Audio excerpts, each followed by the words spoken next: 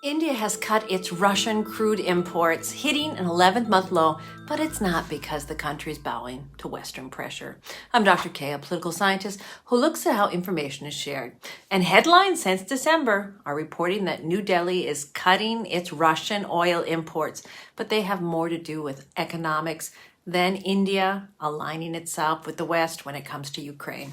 Russia's exports of oil and gas are its most important budget sources. It's estimated that about 40% of the Kremlin's revenue comes from the oil and gas sector's exports.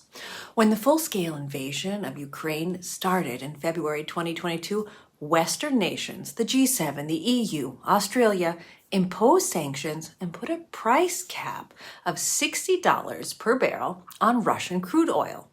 Did it work? There are plenty of reports saying that it didn't. Russia could still make profits selling at $60 a barrel.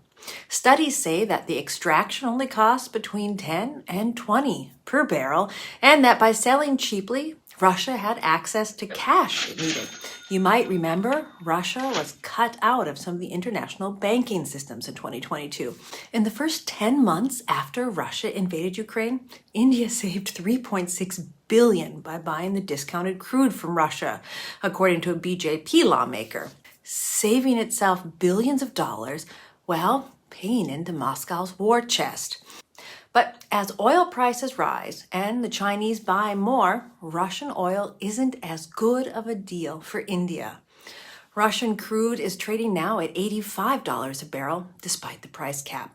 Prime Minister Narendra Modi is cutting imports from Russia will be seen positively by some European policymakers, especially because Indian refineries have processed the cheap Russian crude oil and sold it for fuel to the European market, bypassing the EU sanctions. China's demand driving up the price of import is an important element, but not the only one. It's getting harder and harder to pay for Russian oil. Russia isn't keen on accepting rupees, but paying in dollars will make India liable to sanctions. And if anyone is paying more than $60 a barrel, transporting the oil also becomes difficult.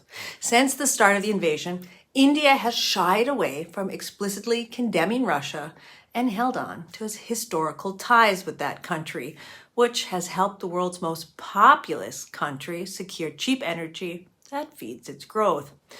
These priorities make India's Prime Minister Modi look good and set him up well for the big elections that are taking place in India in April and May of 2024. India isn't cutting its Russian imports because of the West, and India's national interests are guiding its decisions. But Modi is trying to position India as a world player, so supporting global stability could also benefit India. I'm Dr. Kay.